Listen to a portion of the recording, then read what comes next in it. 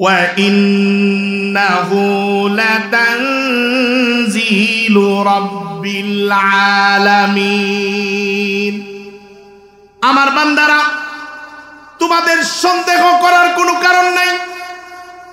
এই কোরআনুল কারীম এটা মানুষের বানানো গ্রন্থ নয়, মানুষের সংবিধান নয় যে একদল ক্ষমতায় আসলে আগের সংবিধান পরিবর্তন করবে, পরের দল আবার যদি ক্ষমতায় আসে আবার স্বাধীনতার ঘোষক পরিবর্তন করবে। এই সুযোগ কি কোরআনের মধ্যে আছে নাকি? কোরআনের মধ্যে এই সুযোগ নাই। কারণ এই কোরআন নাজিল হয়েছে, অবতীর্ণ হয়েছে একজনের পক্ষ থেকে। উনি কে? আওয়াজ দিয়ে বলেন। লা তানজিলু রাব্বিল আলামিন। এই কোরআনুল কারীমকে সমস্ত জগতের যিনি পালন কর্তা, যিনি লালন কর্তা, পরওয়ারদিগার, উনি উনার পক্ষ থেকে এই কোরআনকে নাজিল করেছেন। সুবহানাল্লাহ। এই কোরআন সরাসরি প্যাকেটিং করে বা মেমোরির ভিতরে ঢুকাইয়া, মোবাইলের ভিতরে ঢুকাইয়া দিয়ে দুনিয়াতে পাঠান নাই, বরং এই কোরআনকে একজন বিশ্বস্ত জাতের সাথে সম্পৃক্ত করে দুনিয়াতে পাঠাইছেন। কার সাথে পাঠাইলেন? আল্লাহ রাব্বুল আলামিন সেই সম্পর্কেও সূরাতুশ শুআরার 193 নম্বর আয়াতে সুস্পষ্টভাবে ঘোষণা করে দিলেন, নাযালা বিহির রূহুল আমিন। এই কোরআনকে বিশ্বস্ত আত্মা রূহুল আমিন মানে জিবরাইল আমিন, তাকে দিয়ে দুনিয়াতে পাঠানো হয়েছে। এই কোরআনকে কেন পাঠাইলেন? এই কোরআন পরে পরে শুধুমাত্র আপনি পানির মধ্যে ফু দিয়ে তার থেকে শেফা নিবেন, শুধু এই জন্য অবতরণ করা হয় নাই। এই কোরআন লিখে লিখে তাবিজ টানাবেন, শুধু এই জন্য কোরআনকে নাজিল করা হয় নাই। যেমন আপনি দেশের মধ্যে পদ্মা সেতু, আপনি তো মনে করেন যে দেশের জন্য করছে, কিন্তু আপনি খবর নিয়ে দেখেন এই লাইনটা দাদার দেশের সঙ্গে সংযোগ, এই জন্য এখানে কোটি কোটি টাকা খরচ করে পদ্মা সেতু। তাহলে এটা বাংলাদেশের মানুষ মূল উদ্দেশ্য নয়। মূল উদ্দেশ্য হলো দাদার দেশের গাড়িগুলা যেন যাতায়াত করতে পারে আগারতলা থেকে উগারতলা। এই জন্যই সব কিছু কমপ্লিট, একেবারে হস্তান্তর করে দিবে রোডঘাট, কিন্তু কোনো সমস্ত রাজনীতির দলগুলো বসে গেছে, মানে তাকে বাধা দেওয়ার মতো আর দুনিয়াতে কেউ নাই। অনেক হুজুররাও বলছেন যে লাভ নাই, একে দমানো যাবে না, কিন্তু আল্লাহ রাব্বুল আলামিন সুযোগ দিলেন যে আরো উপরে উঠো দেখি। যখন ফাইল সব রেডি, ভারতকে বুঝাইয়া দিবে, আল্লাহ রাব্বুল আলামিনের ইশারা তো নাই। আল্লাহর পাকর অনেক শক্ত, আল্লাহর ধরা অনেক শক্ত, এমন ভাবে ধরলো জাতির উদ্দেশ্যে ভাষণ দেওয়ার সময়টাও পেল না। আপনাদের খারাপ লাগতে পারে, কারণ আপনাদের অন্তরের ভিতরে তাদের অনেক মহাব্বত আছে। আমার কাছে খারাপ লাগে না, কারণ আমার এই মহাব্বতের জায়গাটা আমি আমার মালিকের জন্য বরাদ্দ করে রেখেছি। এই জন্য যেই ব্যক্তি এই কোরআনের বিপক্ষে যাবে, সে যেই হোক, তার বিরুদ্ধে বলতে আমার কোনো সমস্যা নাই। সে তার বিরুদ্ধে, আমি সত্য কথাটা বলতে আমার কোনো সমস্যা নাই। এই জন্য কোরআনের কথা বললে, কোনো দলের কোনো নেতার বিরুদ্ধে গেলে যদি আপনার কষ্ট লাগে, আপনি নিজেকে নিজে বলবেন তোর ঈমান এখনো ঠিক হয় নাই। কোরআনের বিপক্ষে বললে তোর খারাপ লাগে না, কোরআনের বিপরীত আইন প্রণয়ন করলে তোমার কাছে খারাপ লাগে না, আলেম ওলামাদেরকে হত্যা গুম খুন করলে তোমার কাছে খারাপ লাগে না, কিন্তু তোমার কাছে খারাপ লাগে তোমার নেতা সম্পর্কে কিছু বললে। আপনি পরিষ্কারভাবে লিপিবদ্ধ করে নেন, আপনি এখনো ইমানের যে গড় আছে, বাউন্ডারি আছে, তার ভিতরে এখনো আপনার পাটা এখনো প্রবেশ করে নাই। আপনার তো দরকার ছিল সাহাবায়ে কেরামের মতো রাসূলের বিরুদ্ধে কিছু বলবে আর সে দুনিয়াতে বেঁচে থাকবে, এটা হতে পারে না।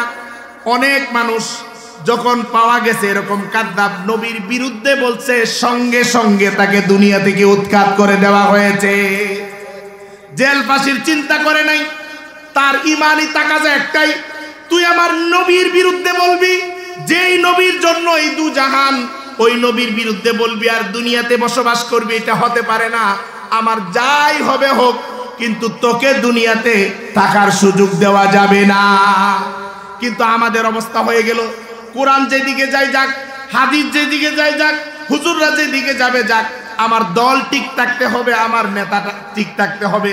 তাহলে আপনি তো ওই মুহাম্মদী ইসলামে আপনি মুসলমান নয়, আপনি হলেন বিভিন্ন দলে ইমানদার, ওই দলের ইমান আপনার ভিতরে আছে। আম্মা বা'দু ফাআউযু বিল্লাহি মিনাশ শাইতানির রাজীম। বিসমিল্লাহির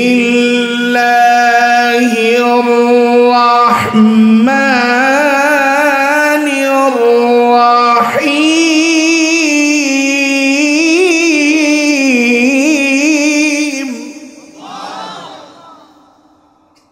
ওয়া ইন্নাহু লাতানজিলু রাব্বিল আলামিন।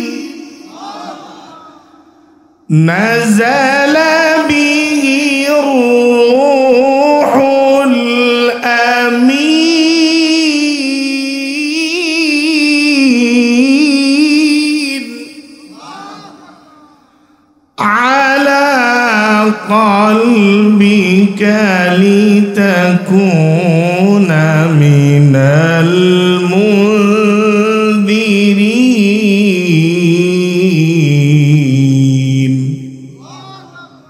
সাদাকাল্লাহুল আযীম। সকলেই মুহাব্বতের সাথে দুরূদ ইব্রাহিম পাঠ করি।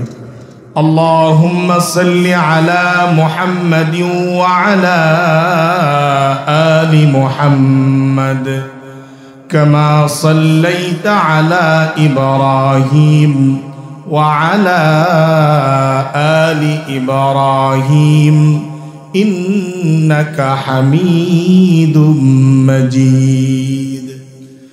اللهم بارك على محمد وعلى آل محمد كما باركت على إبراهيم وعلى آل إبراهيم إنك حميد مجيد.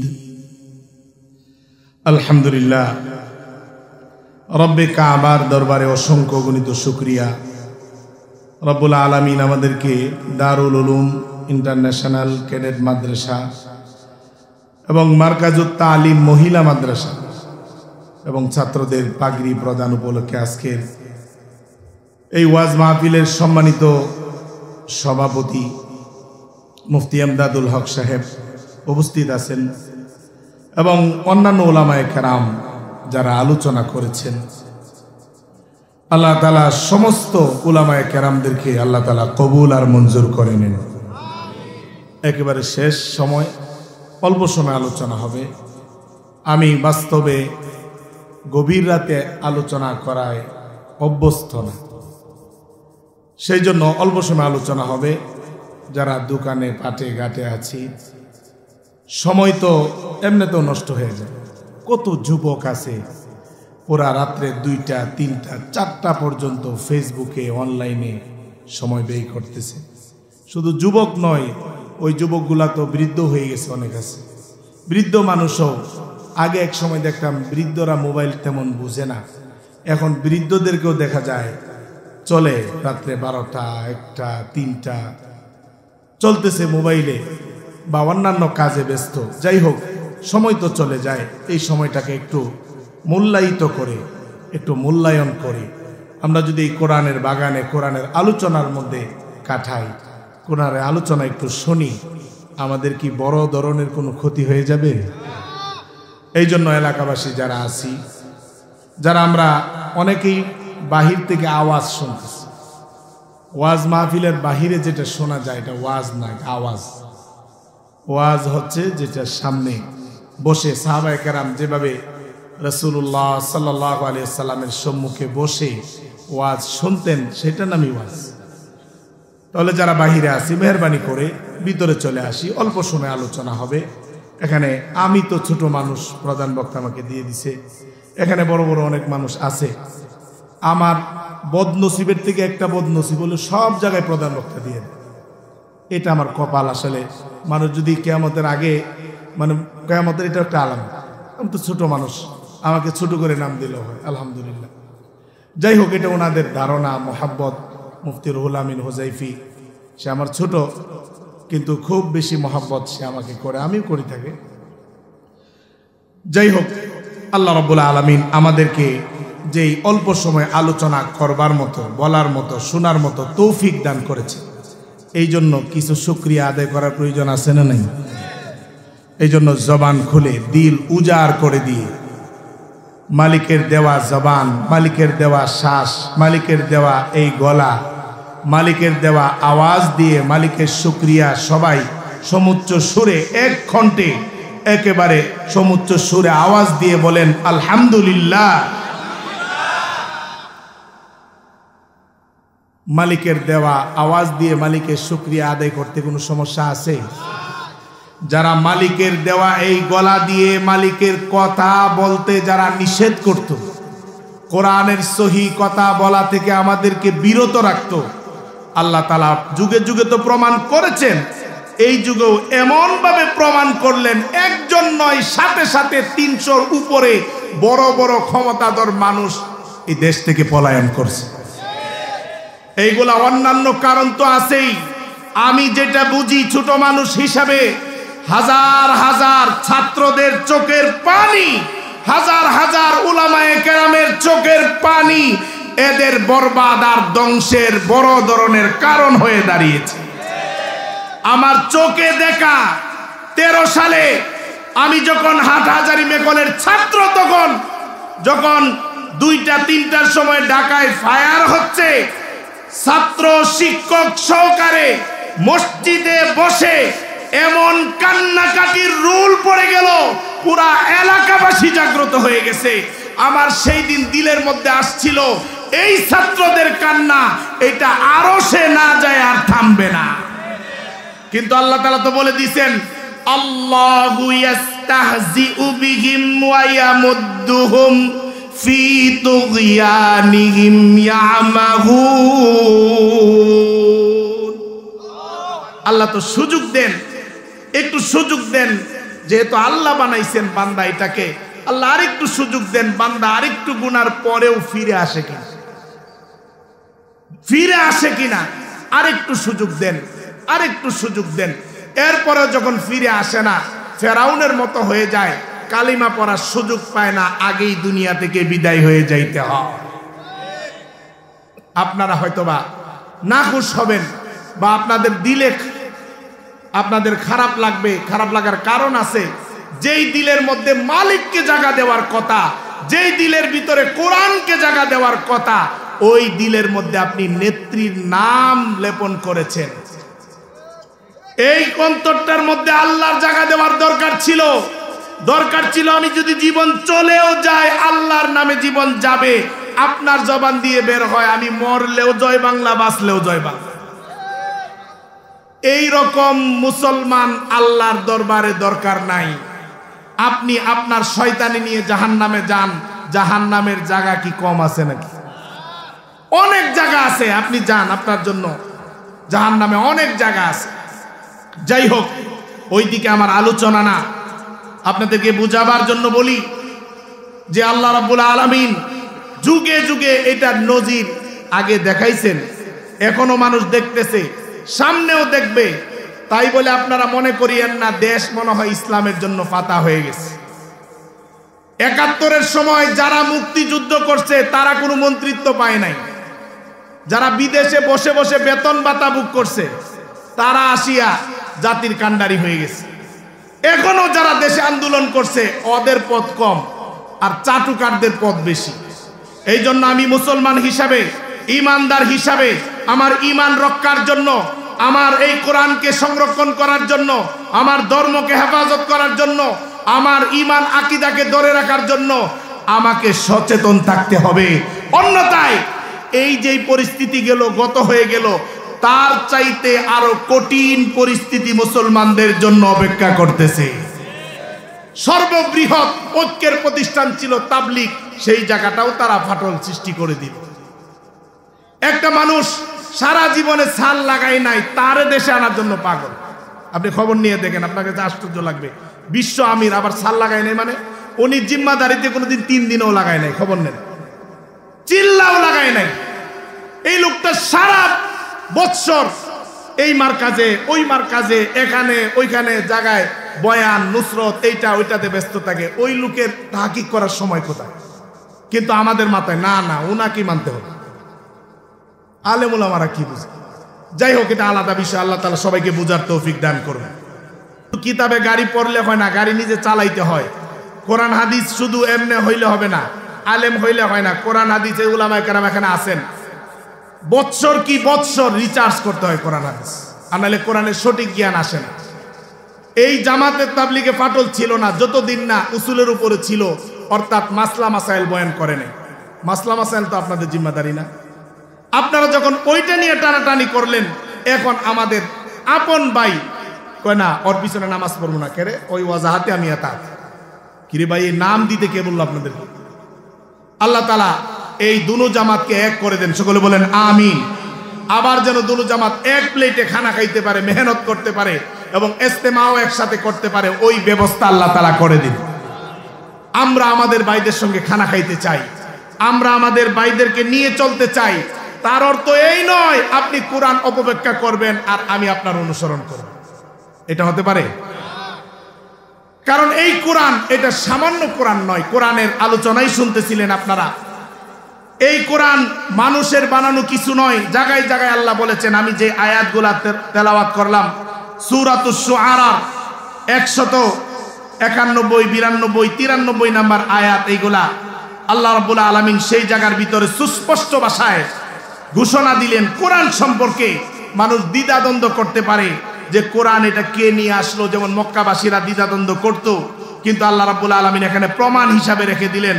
আল্লাহ রাব্বুল আলামিন বলেন, ওয়া ইন্নাহু লাতানজিলু রাব্বিল আলামিন। আমার বান্দারা, তোমাদের সন্দেহ করার কোনো কারণ নাই।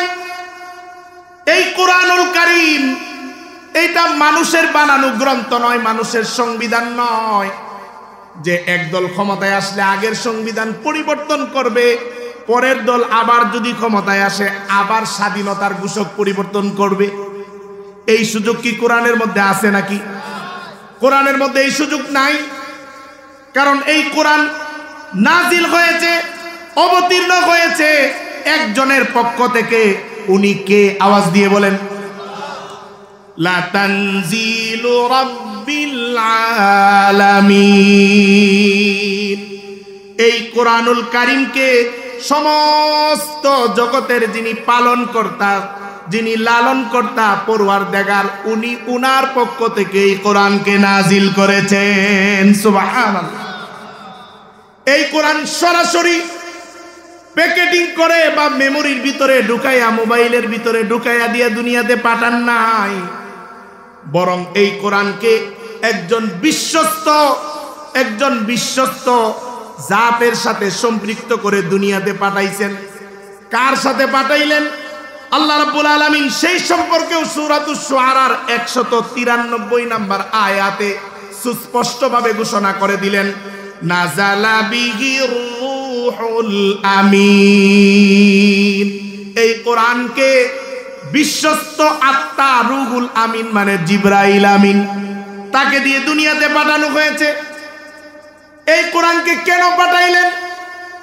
এই কোরআন পরে পরে শুধুমাত্র আপনি পানির মধ্যে ফু দিয়ে তার থেকে শেফা নিবেন, শুধু এই জন্য অবতরণ করা হয় নাই। এই কোরআন লিখে লিখে তাবিজ টানাবেন, শুধু এই জন্য কোরআনকে নাজিল করা হয় নাই। যেমন আপনি দেশের মধ্যে পদ্মা সেতু, আপনি তো মনে করেন যে দেশের জন্য করছে, কিন্তু আপনি খবর নিয়ে দেখেন এই লাইনটা দাদার দেশের সঙ্গে সংযোগ, এই জন্য এখানে কোটি কোটি টাকা খরচ করে পদ্মা সেতু। তাহলে এটা বাংলাদেশের মানুষ মূল উদ্দেশ্য নয়। মূল উদ্দেশ্য হলো দাদার দেশের গাড়িগুলা যেন যাতায়াত করতে পারে আগারতলা থেকে উগারতলা।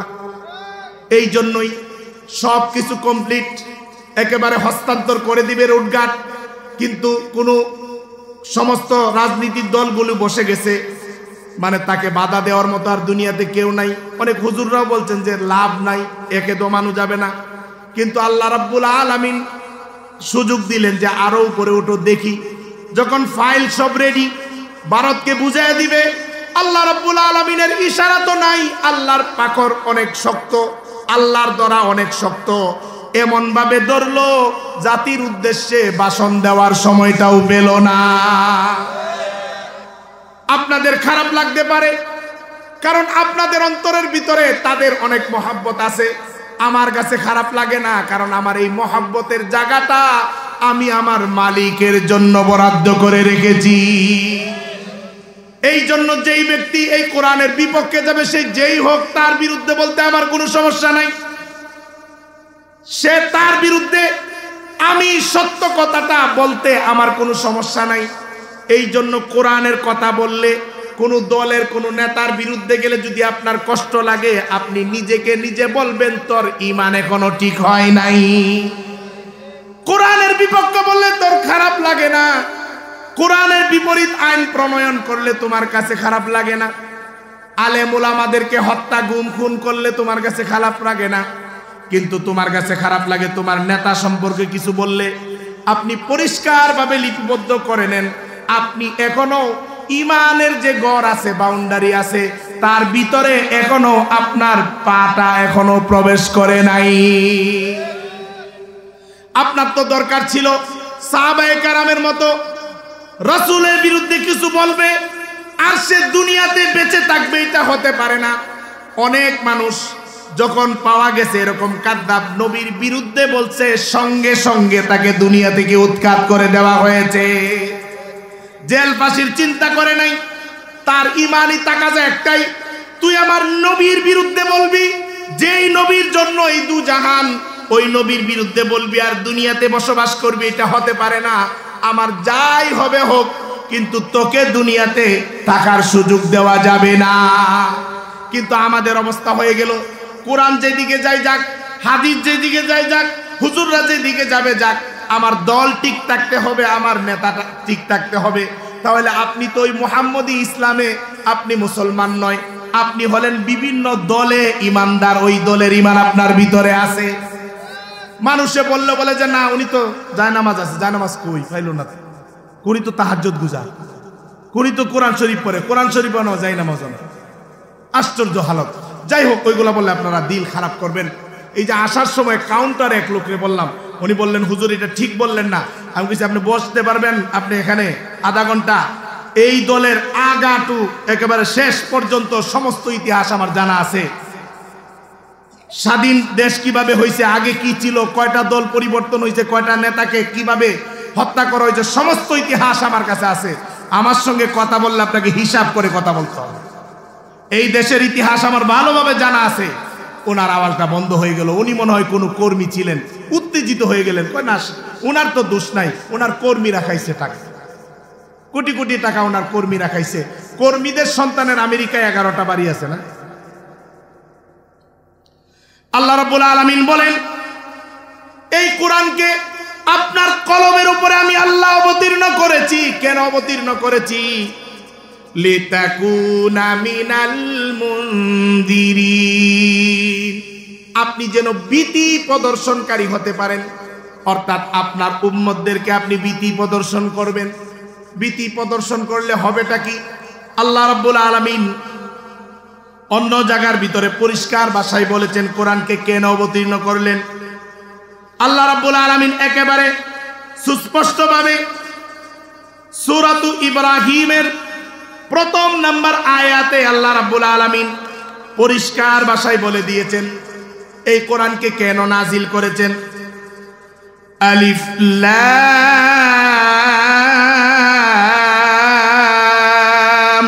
রা কিতাবুন আনজালনাহু ইলাইকা লিতুখরিজান নাস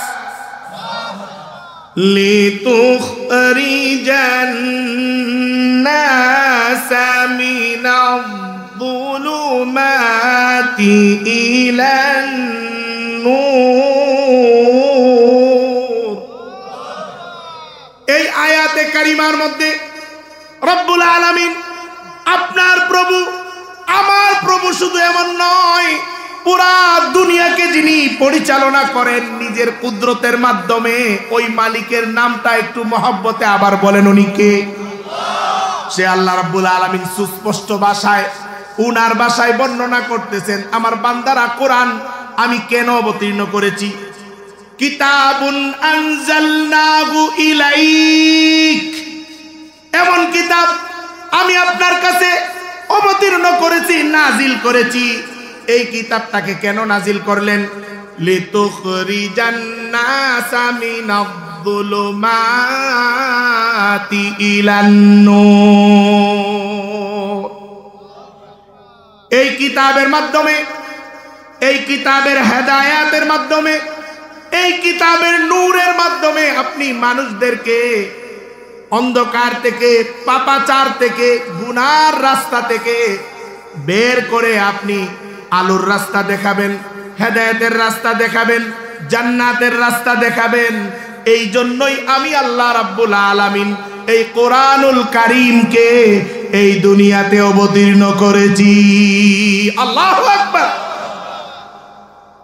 কোরআনকে আপনি যাই জিজ্ঞাসা করবেন, কোরআনের মধ্যে হয়তো বা সরাসরি উত্তর পাবেন না, হইলে ওই উত্তরের ইঙ্গিত হইলেও আছে, ইশারা হইলেও আছে। কোরআন এমন একটি কিতাব, এটা জীবন্ত কিতাব। কি কিতাব বলে? হুজুর জীবন্ত কিতাব বলে একটা প্রশ্ন করি আমরা, এই যে এখন মানুষ বলা বলি করে, আচ্ছা ভাই সামনে ক্ষমতায় কি আসলে ভালো হবে? আলোচনা আছে না নাই? সিএনজিতে বসলে ওই আলোচনা, পরে ট্রেনে বসলে ওই আলোচনা, চার দোকানে যেখানে যাবেন আলোচনা আছে। এই আলোচনাটা যদি কোরআনকে জিগায়, আচ্ছা কোরআন তুমি বলো ক্ষমতায় কি আসলে ভালো হবে, কোরআনের কাছে উত্তর আছে না নাই? কোরআনের কাছে উত্তর আছে না নাই? এইটাই হলো কোরআন জীবন্ত হওয়ার প্রমাণ, যে কোরআনকে আপনি যখন যেই হালতে জিজ্ঞাসা করবেন তার কাছে সেই উত্তর আল্লাহ তাআলা কিয়ামত পর্যন্ত রেখে দিয়েছেন। সুবহানাল্লাহ। বলো যে এইটা তো আর শুনি নাই কোনো সময়, এটা কই আছে? হ্যাঁ এটাও আছে। এটা সূরাতুল হজের ৪১ নম্বর আয়াতে আল্লাহ রাব্বুল আলামিন রাষ্ট্রপ্রধান হইলে কি কি কাজ করতে হয়, অর্থাৎ এখানে 4টা গুণের কথা বলেছেন। কয়টা গুণ? কোরআনে বলে দিবে এই 4টা গুণ যার কাছে আছে তাকে তুমি নির্বাচিত করো। কোরআনে বলার পরেও আপনি এই গুণওয়ালা দেখে ভোট দিলেন না, নির্বাচন করলেন না, তাহলে আপনি কি করলেন? আল্লাহকে বাদ দিয়া শয়তানকে ইখতিয়ার করলেন। কারণ শুধু নামাজের নাম ঈমান নয়, শুধু রোজার নাম ঈমান নয়, বরং আপনার জিন্দেগির পার্সোনাল জীবন থেকে নিয়ে আন্তর্জাতিক জীবন পর্যন্ত যদি কোরআন বাস্তবায়ন করার ওই রকম আত্মবিশ্বাস আপনার থাকে, তখনই আপনাকে মুমিন বলা হবে। আপনি যদি মনে করেন কোরআন শরীফ এটা হুজুররা পড়বে মাদ্রাসায়, আর আমি রাজনীতি আলাদা, ধর্ম আলাদা, এরকম যদি আপনার বিশ্বাস হয়, খোদার কসম করে বলছি উলামায়ে কেরাম এখানে আছেন, আপনার পুনরায় আবার ঈমান আনতে হবে। কোরআনকে যদি জিজ্ঞাসা করেন, আচ্ছা কোরআন মানুষ তো কত কিছু বলে, চাষতলে বসে কতজনের নাম বলে ক্ষমতায় কে আসলে ভালো হবে, আচ্ছা তুমি একটা সমাধান দাও, তোমার কাছে সমাধান চাই। আমরা যে এত পার্সেন্ট মুসলমান, টুপিওয়ালা, দাড়িওয়ালা, তাবলিগওয়ালা, উলামায়ে কেরাম, আমরা তোমার কাছে জানতে চাই ক্ষমতায় কে আসলে ভালো হবে, আমরা কাকে সমর্থন করব, এটা কোরআন থেকে জানার দরকার আছে না নাই? মুরব্বিয়ানে কেরাম, যুবক ভাইরা, কেউ নারাজ হবেন না। উলামায়ে কেরামের উপরে দায়িত্ব হচ্ছে কোরআনের হক কথাটা আপনাদের কাছে পৌঁছানো। মানেন না মানেন এটা আপনার দায়িত্ব। আপনি মানেন, আপনাকে আল্লাহ তাআলা জান্নাত দিবেন, না মানেন আপনার জন্য শাস্তির ব্যবস্থা আছে। কিন্তু আমার দায়িত্ব হলো আপনাদের কাছে আল্লাহর কথাটা পৌঁছিয়ে দেওয়া, যেটা এই মুহূর্তে বেশি দরকার। কোরআনকে যদি আপনি জিজ্ঞাসা করেন, আচ্ছা তুমি বলো কেমন রাষ্ট্রপ্রধান দরকার, কাকে সিলেকশন করতে হবে, কাকে নির্বাচিত করতে হবে, সূরাতুল হজের ৪১ নম্বর আয়াতে আল্লাহ রাব্বুল আলামিন পরিষ্কার ভাষায় ঘোষণা করেছেন, আল্লাযীনা ইম্মাক্কান্নাহুম ফিল আরদি ওয়া আকামুস الصلاة وآتوا الزكاة وأمروا بالمعروف ونهوا عن المنكر ولله العاقبة الأمور। কোরআন কত সুন্দর করে বলে দিল, ওই সমস্ত ব্যক্তি যদি আমি তাদেরকে ক্ষমতায়ন করি, কোন রাষ্ট্রের প্রধান বানাই, তখন তারা চারটা কাজ করে। কয়টা কাজ? একটু নিজে একটু শিক্ষার জন্য চেষ্টা করেন। মাহফিলগুলা শুধু মাহফিল নয়, এটি একটি দরস ক্লাস। ওই নিয়েতে আপনাকে বসতে হবে যে কিছু হইলেও শিখে যাব। চারটা গুণ থাকবে। কয়টা গুণ? আল্লাহ যদি কাউকে ক্ষমতায় দেন, তার কাছে যদি চারটা গুণ থাকে, তখন আপনি তাকে সমর্থন করেন। চারটা গুণ কমপক্ষে থাকতে হবে। এটার অনেক লম্বা ব্যাখ্যা করার সময় নেই। কমপক্ষে 4-5 ঘন্টা সময় লাগবে এই চারটা গুণের ব্যাখ্যা করতে, যেই সময় আমাদের হাতে নাই, অনেক রাত্র হয়ে গেছে। আল্লাহ রাব্বুল আলামিন বলেন, যদি জমিনের কোন ভূখণ্ডের রাজত্ব যদি আমি তাদেরকে দেই, তারা কি করে? আকামুস সালাহ, তারা নামাজ কায়েম করে। আপনার দিলে দিলে প্রশ্ন আছে, হুজুর নামাজ যদি কায়েম করে তাহলে দেশের কি ফায়দা হইল? হ্যাঁ, দেশের অনেক বড় ফায়দা হবে। কিভাবে? আল্লাহ রাব্বুল আলামিন 21 নম্বর পারার একেবারে শুরুর আয়াতে আল্লাহ রাব্বুল আলামিন বলেন, ইন্নাস সালাতা তানহা আনিল ফাহশাই ওয়াল মুনকার। আল্লাহ রাব্বুল আলামিন বলেন, যারা নামাজ পড়ে, অর্থাৎ নামাজ সালাত মানুষকে অবৈধ কাজ, খারাপ কাজ, ফাহেশা কাজ, এইগুলা থেকে নামাজ তাকে বাঁচিয়ে রাখে। এখন আপনাদেরকে বলি, যারা কোটি কোটি টাকা বিদেশে পাচার করছে, যারা আমার দেশের, আমার সাধারণ জনগণের টাকাগুলি লুটে পুটে খাইছে, এরা যদি যথাযথ নামাজ আদায় করত, একটি টাকাও দেশের বাহিরে পাচার করত না। আপনি দেখেন, যারা খুশুখুজুর সাথে, ইতমিনানের সাথে নামাজ আদায় করে, তাদের মুআমালা, আর যারা নামাজ পড়ে না তাদের মুআমালা আকাশ পাতাল বেশ কম। কিছু তো মানুষ আছে ব্যবসা করার জন্য নামাজ ধরে, টুপি দেয় ব্যবসা করার জন্য। মানুষ বুঝবে যে না, টুপিওয়ালা মানুষ, এখান থেকে নিলে মনে হয় সুবিধা, ওরা তো দুকাই দিবে, কারণ ওরা নামাজি না, নামাজির বেশ ধরছে। বিবাহর আগে দাড়ি রাখে, কারণ তাহলে জামাইটা ভালো হবে বলে শ্বশুরের দাড়ি আছে না নাই? বিবাহর আগে মানুষ বলে, কিরে মেয়ে বিবাহ দিবি, এখনো নামাজ পড়স না? মুরব্বীরা তালাশ করে, তখন সে নামাজ ধরে। এরকম মানুষ আছে না নাই? এই এলাকায় মনে হয় নাই, আমাদের এলাকায় আছে। এই এলাকার মানুষ তো সবাই ফেরেশতা, বুজুর্গ মানুষ সবাই না, এরকম মানুষ আছে না নাই? সত্যিকার অর্থে যদি কেউ নামাজকে পূর্ণাঙ্গ রূপে আদায় করে, কসম করে বললে কাফারা দিতে হবে না। আল্লাহ ঘোষণাই তো দিয়ে দিলেন যে নামাজ মানুষকে সকল প্রকার পাপাচার থেকে বিরত রাখবে। সেই নামাজ আমরা যদি আদায় করি, বিরত রাখবে না? এটার আরো ব্যাখ্যা আছে, উলামায়ে কেরাম এখানে আছেন, ব্যাখ্যা করার সময় নেই। এই গুণটা লাগবে। দ্বিতীয় নাম্বার, ওয়া আতাউজ যাকাত, যাকাত আদায় করা। বলো যে এটার সঙ্গে রাষ্ট্রের সম্পর্ক কি? টাকাওয়ালা মানুষের টাকা তো শেষ হয়ে যাবে। একটু খেয়াল করে শুনেন, আমি বলতেছি, বুঝবেন আপনি। এই গাজীপুরে যত ব্যবসায়ী আছে, গার্মেন্টসের মালিক আছে, সবাই কি 1-2 কোটি টাকার মালিক না শত শত কোটি টাকার মালিক? আচ্ছা, এগুলো বাদ দেন। যমুনা গ্রুপ, মেঘনা গ্রুপ, বসুন্ধরা গ্রুপ, যত গ্রুপ আছে দেশের মধ্যে, এস আলম গ্রুপ, শত শত হাজার হাজার কোটি টাকা এদের কাছে আছে। এরা যদি দেশের মধ্যে যথাযথ যাকাত আদায় করে, আমার বিশ্বাস এই বাংলাদেশে ফকির মিসকিন খুঁজে পাওয়া যাবে। এই একটি জেলার কথা বললাম, যদি প্রত্যেকটা জেলার মানুষ যাকাত আদায় করে, ফকির মিসকিন পাওয়া যাবে। মানুষের যখন অভাব থাকবে না, অর্ধেক চুরি ডাকাতি এমনি কমে যাবে। তাহলে এটা রাষ্ট্র পরিচালনার জন্য ভূমিকা আছে না নাই? অনেক লম্বা ব্যাখ্যা আছে, আমি যদি করি আপনারা অবশ্যই বুঝবেন ইনশাআল্লাহ। সময় আমার হাতে নাই। তৃতীয় নম্বরটা আল্লাহ রাব্বুল আলামিন বলেন, ওয়া আমারু বিল মারুফ, যারা রাষ্ট্রপ্রধান হবে তাদের তৃতীয় নাম্বার কাজ হচ্ছে যত ভালো ভালো কাজ আছে ওই কাজগুলা করবে। এরকম কাজ করলে হবে না যে বিদেশ থেকে সরাসরি মসজিদ করে দিত কোটি কোটি টাকা দিয়ে, আমি সেই কোটি কোটি টাকা আমি নিয়ে মডেল মসজিদের নামে 2 কোটি খরচ করে 7 কোটি নিজের পকেটে, এরকম করলে হবে না। বরং ভালো কাজের উদ্যোগ নিতে হবে। আমি এটি বানোয়াট না, আপনারা খবর নেন, এটি বানোয়াট সংবাদ না। আপনারা তো খুব খুশি, আল্লাহ শত শত মডেল মসজিদ, অনেকে টিকিটও দিয়ে দিতে বেহেশতে। আমি তখনও বলেছি, সেই আমলে আমার মসজিদে দ্ব্যর্থহীন ভাষায় বলেছি, এই সমস্ত আলেম তওবা না করলে এদেরকে ইমানদার বলা যাবে না।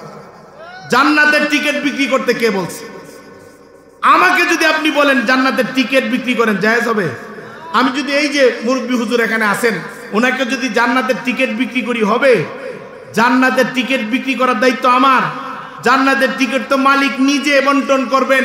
আমরা তো শুধু আমল করে যাব, যার আমল ভালো হবে কবুল হবে, কারটা কবুল হয়েছে হয় নাই আপনি জানেন না, মালিকে জানে। তো মালিকের হিসাব, মালিকের কাজ আপনি হাতে নেবেন কেন? আপনি তো ভিতরের খবর জানেন না, শুধু মডেল দেখলেন, ভিতরে অনেক খেলা আছে এখানে। এগুলা এখন তো বলতেছি, আগে বলারও সুযোগ ছিল না, এরপরে বলছি। তখন আমি বলছি, কিন্তু আমি তো কোনো ভাইরাল বক্তা না, আমার ওয়াজে তেমন কিছু আসে যায় না। এই জন্য আমি খোলা মেলাই সে আগের 5-6 বছর বলে আসছি, এখনো বলে আসছি। যখন আমি দেখছি আখাউড়া দিয়ে আসার সময় এত উন্নত মানের রেল লাইন, দেশের মানুষ তো খুশি যে কত উন্নত মানের রেল লাইন। আমি দেখি যে ওইটা আগারতলায় ঢুকছে গিয়ে, এত উন্নত মানের বট গ্যারেজ রেল লাইন ঢুকছে আগারতলায়। এত রেল লাইন উন্নতি কেন? কারণ এখানে সংযোগ অন্য জায়গায় হইতেছে। না হয় এই যে এদিকে অনেক রুট আছে, ঢাকা টু মোমেনশাহী কত যাত্রী, রেল লাইনের উন্নতি নেই। কারণ কি? এইদিকে তো মামার বাড়ির রুট নাই, এই জায়গায় রুট ভালো হয় না।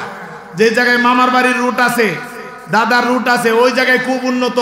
7 ইঞ্চির জায়গায় 18 ইঞ্চি রুট দেয়। 18 ইঞ্চি, খবর নেন, এগুলো বাস্তব কথা, রাগ করিয়েন না, বাস্তব কথা বলতেছি এগুলা। আল্লাহ রাব্বুল আলামিন বলেন, যারা বাদশা হবে, রাষ্ট্রপ্রধান হবে, তৃতীয় নাম্বার কাজ হলো তারা সৎ কাজের আদেশ করবে। এবং 4র্থ নাম্বার কাজ, ওয়ানাহাউ আনিল মুনকার, তারা অসৎ কাজ থেকে, পাপাচার থেকে মানুষকে বিরত রাখবে।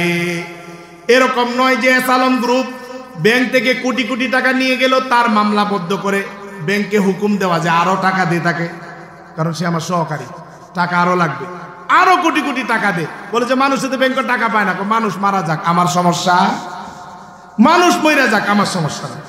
রাগ করতেছেন আপনারা? আলোচনা বন্ধ করে দিব? ওই যে পিছনে ওনারা কিছু বলে না, বন্ধ করে দিব? খারাপ লাগতেছে আপনাদের কাছে? আল্লাহ রাব্বুল আলামিন এই জায়গার ভিতরে 4টা গুণের কথা বললেন। এখন ফয়সালা আপনার। আপনি যখন কাউকে নির্বাচন করবেন, কাউকে যখন ভোট দিবেন, দেখবেন এই 4টা গুণ আছে কিনা। যদি 4 গুণের ব্যক্তি থাকে, অন্য কাউকে ভোট দেওয়া হারাম। ওলামায়ে কেরাম একত্রিত করেন, মুফতিয়ানে কেরাম থেকে ফতোয়া নেন। একজন মুসলমান ইমানদার এই 4 গুণওয়ালা যদি কেউ থাকে, অন্য কাউকে 4 গুণওয়ালা নাই, তাহলে অন্য কাউকে নির্বাচন করেন। যাকে দিয়ে দেশ চলবে, দেশ তো চালাইতে হবে, দেশ তো চলতে হবে, নির্বাচন করেন। কিন্তু আপনি জানেন সুস্পষ্ট একজনের কাছে গুণগুলো আছে, মুসলমান হিসাবে অন্য কাউকে ভোট দেওয়া আপনার জন্য বৈধ হবে না। আমি বলে গেলাম, যদি ব্যতিক্রম হয় ফতোয়া আমার সাথে যোগাযোগ করবেন। তাহলে কোরআন বলতেছিলাম, কোরআন হলো জীবন্ত। কোরআন কি? প্রশ্ন করবেন, উত্তর দিবে। এই যে প্রশ্ন করলাম কাকে ভোট দিব, যেটা নিয়ে আলোচনা দেশের মধ্যে, যেইভাবে কয়দিন একজন নির্বাচন দিয়ে একজনকে তো আনতে হবে। এই মুহূর্তে এই বিপদের সময়ও যদি কোরআনকে আপনি জিজ্ঞাসা করেন, কোরআনের কাছে উত্তর আছে না নাই? বলো যে আমরা তো পাই না। আপনি আরো পড়ালেখা করেন, আরো রিসার্চ করেন। আল্লাহ রাব্বুল আলামিন সমস্ত খজিনা এই জায়গার ভিতরে রেখে দিয়েছেন। বলে হুজুর সব কিছু যে এই জায়গার ভিতরে আছে, এটা কি আপনার বানানো কথা, না কোরআনের ভিতরে এইটাও আছে যে তার ভিতরে সব আছে? কোরআনের ভিতরে এটাও আছে যে কোরআনের ভিতরে সব কিছু আছে। বলে হুজুর তাই নাকি? এটা কোন জায়গায় আছে? একটু আমাদেরকে শোনান, আমাদের তো শুনতে মনে চায়। আপনি একটু শোনান যে কোরআনের ভিতরে কোথায় আছে, তার ভিতরে সব কিছু আছে। শোনার দরকার আছে না নাই? সূরাতুন নাহাল তার 89 নাম্বার আয়াত। তার শেষ দিকে আল্লাহ রাব্বুল আলামিন বলেন, ওয়ানাজ্জালনা আলাইকাল কিতাবা তিবয়ানাল লিকুল্লি শাই। আল্লাহু আকবার।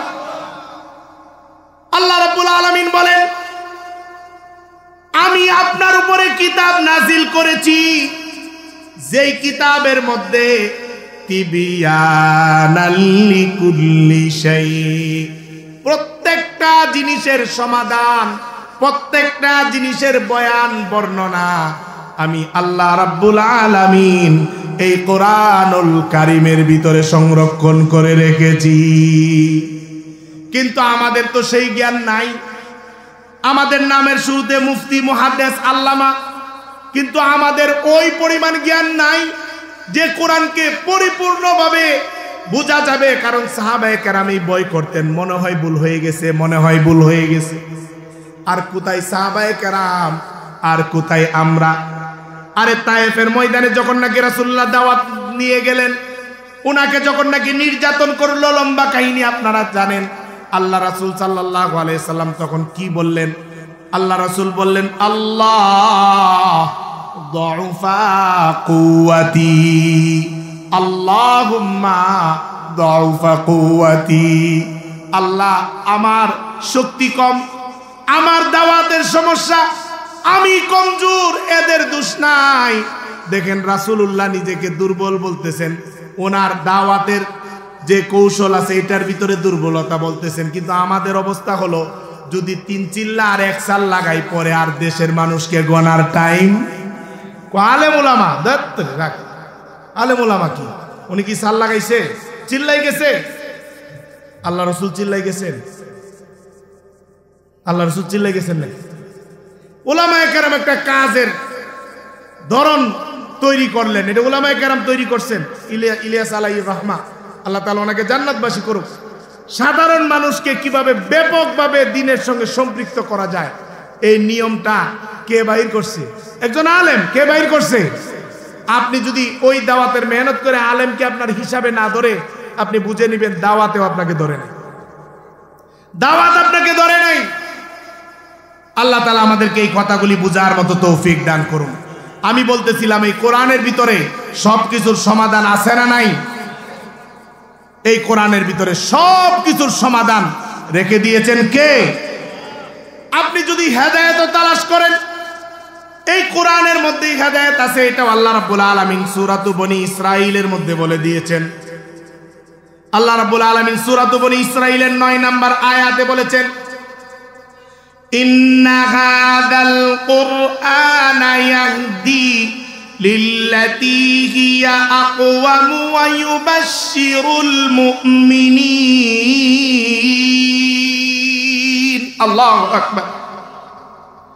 ওয়া ইউবাশশিরুল মুমিনিনা আল্লাযীনা ইয়া'মালুনাস সালিহাত আন্না লাহুম আজরান কাবীরা। আল্লাহ রাব্বুল আলামিন বললেন, নিশ্চয়ই এই কোরআন পথ প্রদর্শন করে এবং এইটা খুব সহজ পথ প্রদর্শক, দৃঢ় পথ প্রদর্শক, সঠিক পথ প্রদর্শক। এবং এই কোরআন মুমিনদেরকে সুসংবাদ দেয়। কেমন মুমিন? আল্লাযীনা ইয়ামালুনাস সালিহাত, যারা ঈমান আনার পরে আমলে সালেহ করে। এই যে আমরা কোরআনের আলোচনা করতেছি, এটা কি আমলে সালেহ না? কোরআন শুনতেছি, কোরআন বলতেছি, এটা নেক আমল কিনা? ঈমান আনার পরে নেক আমল করে, আরো তো আমল আছেই, এইটাও আমল। এটা বলতেছিলাম, তাদের জন্য আল্লাহ রাব্বুল আলামিন ঘোষণা দিলেন, আন্না লাহুম আজরান কাবীরা। তাদের জন্য আল্লাহ রাব্বুল আলামিন বড় ধরনের পুরস্কার, বড় ধরনের যাজা, বড় ধরনের প্রতিদানের ব্যবস্থা করে রেখে দিয়েছে। সুবহানাল্লাহ। তাহলে আমাদেরকে আমলে সালেহ করার প্রয়োজন আছে না নাই? আমলে সালেহ কিভাবে করবেন? এই কোরআনকে আপনাকে বুঝতে হবে, পড়তে হবে, কারণ এই কোরআন দ্বারা মানুষ যেভাবে হেদায়েত হয়, এই কোরআন দ্বারা আবার মানুষ গুমরাহ হয়। বলো যে এটা কি বললেন আপনি? এইটাও কোরআনেরই কথা। সূরাতুল বাকারার মধ্যে আল্লাহ রাব্বুল আলামিন বলে দিয়েছেন, এই কোরআন দেখবেন যারা মাজারপন্থী ভাইরা আছেন তাদের দলিল কোরআন। যত ধরনের ফেরকা আছে সবাই কিসের দলিল দেয়? কোরআনের দলিল দেয়। এখন আপনি একেবারে হতাশ হয়ে গেলেন, পেরেশান হয়ে গেলেন, হুজুর কোথায় যাবো? যারা গুমরাহ তারাও কোরআন দিয়ে দলিল দিবে, যারা হেদায়েতের উপরে আছে তারাও কি দিয়ে দলিল দিবে? কোরআন দিয়ে। বলে হুজুর এটাও কি কোরআনে আছে? হ্যাঁ, এটাও আছে। আল্লাহ রাব্বুল আলামিন সূরাতুল বাকারা আল্লাহ রাব্বুল আলামিন বলেন, এই কোরআনের মাধ্যমে মানুষ হেদায়েত প্রাপ্ত হবে, আবার এই কোরআনের মাধ্যমে মানুষ গুমরাহ হবে। কিন্তু একটা আলামত বলে দিলেন, এই কোরআন দ্বারা গুমরাহ কারা হবে? ওয়া মা ইউদিল্লু বিহি ইল্লাল ফাসিকিন। ফাসিক যারা, ফাসিক ফুজ্জার যারা আছে তারা ছাড়া এই কোরআন দ্বারা অন্য কেউ গুমরাহ হবে। এই জন্যই দেখতে হবে তার কাছে আমল আছে কিনা, নামাজ আছে কিনা। কোরআনের দলিল তো দেয়, নামাজ পড়ে কিনা। কোরআনের দলিল তো দেয়, নবীর সুন্নত আছে কিনা দেখতে হবে। যদি তার কাছে আমল থাকে, সুন্নত থাকে, তখন বুঝতে হবে। এরপরে গবেষণার সামনের দিকে যাবে। কিন্তু একজনের আমল নাই, সুন্নত নাই, উনিও কোরআন দিয়ে দলিল দেয়, মানা যায় নাকি? কেন মানা যায় না? আল্লাহ নিজেই বলছেন যারা ফাসিক ফুজ্জার এদেরকে কোরআনে গুমরাহ করে। কি করে? গুমরাহ করে। এই জন্য দেখবেন যারা নামাজ পড়ে না এরাও বাবা জাহাঙ্গীরে একটা দরবার শরীফ আছে, কয় জীবনে একবার নামাজ পড়লে হয়। আমার রাসূল কয়বার নামাজ পড়ছে? ওর বাবা কি রাসূলের থেকে বড় হয়ে গেছে? ওরা কোরআনের দলিল দিবে যে এখানে তো আমাদেরকে নামাজ পড়ার কথা বলা হয় নাই। আবার এইগুলা বলবে সাধারণ মানুষদের, আমাদেরকে আবার বলবে না। আমাদেরকে বললে তো সমস্যা, আমরা তো জানি কোথায় নামাজের কথা আছে, কিন্তু সাধারণ মানুষকে বলবে। যাই হোক, আল্লাহ তাআলা সকলকেই বোঝার মতো, আমল করার মতো তৌফিক দান করুন। এখন দোয়া হবে। অনেক রাত্র হয়ে গেছে, এত রাত্রিতে আলোচনা করা আসলে ঠিক না। কারণ আমি আলোচনা করতে করতে আপনাদের চোখের পানি বের করে জমিনে পড়লো, কিন্তু পরে ঘুমে গিয়া আর ফজরের নামাজ পড়া গেল না। এই চোখের পানির দাম আছে। এই জন্য এত দীর্ঘায়ু করা যাবে না। ফজরের নামাজ পড়তে হবে। আমাকে একটু হাত উত্তোলন করে দেখান কার কার ফজরের নামাজ পড়ার নিয়ত আছে। আল্লাহ সকলকে কবুল আর মঞ্জুর করেন। হাত নামান। আমার কথায় কেউ কষ্ট পাইছেন? কষ্ট যদি পান পারলে মাফ করে দিবেন। আর আমি তো কোরআন থেকেই কথা বলছি, এরপরে যদি আপনার কষ্ট লাগে আমার ভুলের কারণে হইলে মাফ করে দিবেন। আর যদি কোরআনের কারণে হয় তাহলে আপনি ইস্তেগফার করবেন আল্লাহর কাছে। আল্লাহ তাআলা সকলকেই বোঝার মতো, আমল করার মতো তৌফিক দান করুন। সকলে দুরূদ শরীফ পড়েন। আল্লাহুম্মা সাল্লি আলা মুহাম্মাদি ওয়া আলা আলি মুহাম্মাদ কামা সাল্লাইতা আলা ইব্রাহিমা ওয়া আলা আলি ইব্রাহিম ইন্নাকা হামিদুম মাজিদ। সকলের জন্য দোয়া হবে।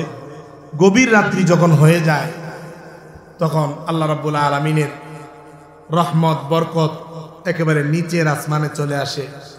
আল্লাহ রাব্বুল আলামিন ডাকতে থাকেন, এমন কি কোনো বান্দা আছো গুনাহ হয়ে গেছে বেশি, আমার কাছে ক্ষমা চাইবা, ক্ষমা চাও, আমি মালিক তোমাকে ক্ষমা করব।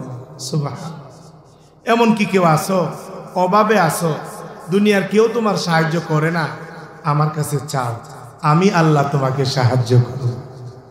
এমন কি কেউ আছো সন্তান নাই, সন্তান হয় না, কত জায়গায় দৌড়াদৌড়ি করো, আমার কাছে বলো, আমি আল্লাহ সন্তান দেওয়ার মালিক, আমি আল্লাহ চাইলে তোমাকে কি দিতে পারবো?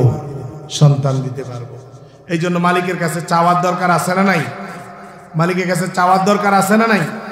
আমরা একটু দিল মন উজাড় করে মালিকের কাছে দোয়া করব। যারা যারা দোয়া চাইছেন সকলের জন্য আমরা দোয়া করব ইনশাল্লাহ।